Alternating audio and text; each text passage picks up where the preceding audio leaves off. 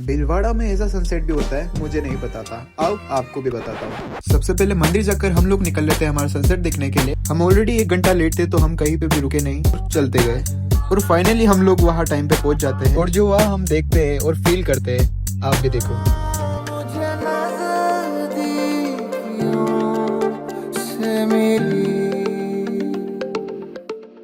ये दूरियां